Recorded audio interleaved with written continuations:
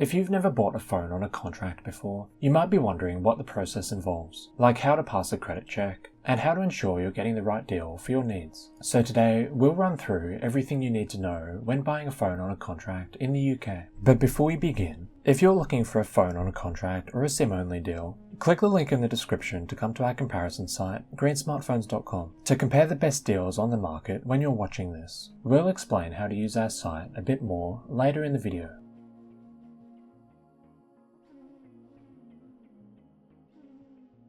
So the first step is to decide what type of phone contract you want, and here are the main things to consider. A good first step is to consider what brands of phone you might buy. For example, you might really prefer iPhones compared to Android, and in that case, it's just their phone deals you'll be comparing. At this point, the next thing to consider is how much you want to pay. You can see from the iPhones listed on greensmartphones.com what sort of monthly costs you might be considering on a contract for each model on the market at the moment. So if you only really want to spend about £35 a month or less, you're probably looking at older models like the base iPhone 16, the iPhone 16e, or a variant of the iPhone 15. Then once you have a rough idea of the phone models you might like to consider, there's a few more things to think about. The first and the most simple one is how much monthly data you need. Fortunately, a lot of contracts these days do come with quite high data allowances for not that much more money compared to just getting a 10 or 20 gigabyte allowance. But you can use the slider here on Green Smartphones to filter by this. If you have no idea how much data you need, if you look in your phone settings on both Apple and Android, you can normally find information about your historical data usage, giving you an idea of how much data you normally use. Then the next thing to think about is the contract length.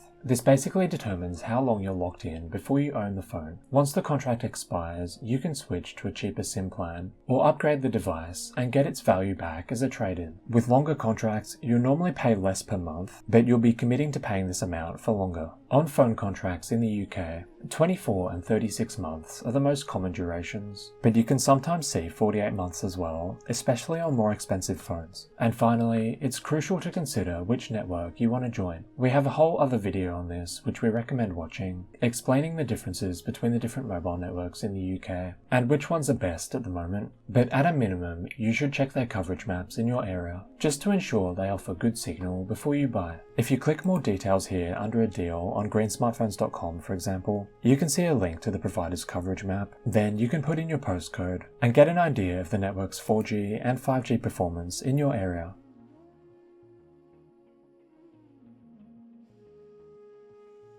Now that you know what sort of deals you're looking for, it's important to compare different plans to find the one that's the best value when you're buying, and avoid wasting money. To do this, click the link to greensmartphones.com in the description or pinned comment, then search for phones by brand, and click on a model you're interested in. Say for example we wanted to use the 3 network, and we wanted a plan with at least 200 gigabytes of monthly data. Once we put that in with the filters on the left, and say we wanted the phone in silver instead of orange or blue, we can see that this deal here has the lowest average monthly cost. The average monthly cost is the average amount you'll pay per month over the life of the contract, accounting for things like mid-contract price rises as well as upfront fees. If we click more details here, for example, you can see this deal has a £50 upfront fee. Then the price increases every year by £1.50. These price increases mid-contract are quite common, so make sure to watch out for them. And then once you sum everything and divide it by 36 for the length of the contract, you get the average monthly cost of £65.14 over the life of the contract, making this deal the cheapest on the market with these conditions on a 36-month contract. If you prefer, you can also sort deals by the lowest monthly cost instead of average monthly cost, and the lowest upfront cost or highest monthly data limit as well. The other thing you might like to consider here is how you want to structure the payments on the contract. If you want, you can increase the upfront cost. We've got it set to a maximum of £100 by default in order to reduce your future payments on the contract, or you might not want to pay anything upfront. In this case, you can slide this to the left to only show deals with no upfront fee, though they can be a bit hard to find, so we're not seeing any at the moment with these other filters applied.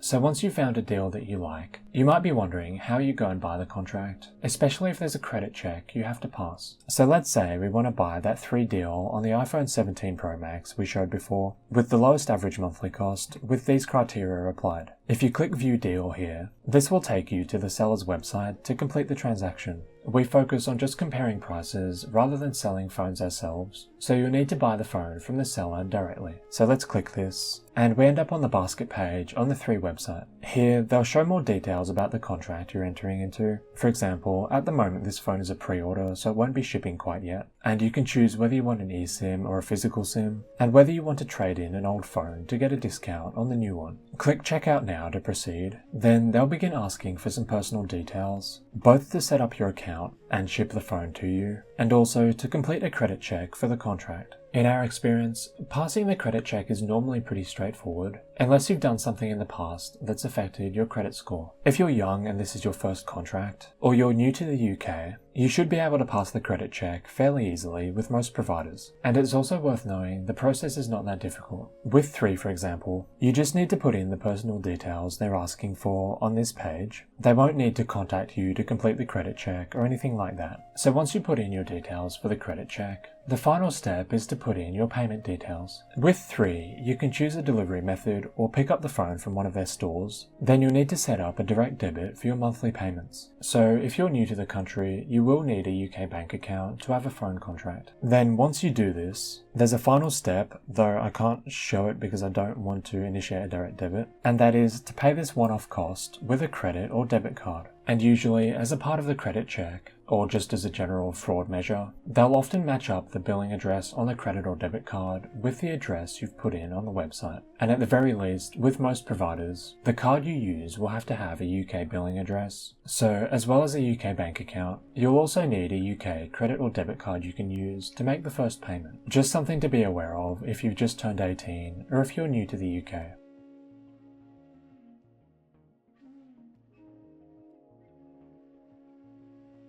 So thanks for watching, and remember, click the link in the description to greensmartphones.com to find the best deals on a phone you want to buy, and avoid wasting money when shopping for a phone contract. And if you have any questions about how to buy a phone on a plan, let us know in the comments, and we'll get back to you as soon as we can.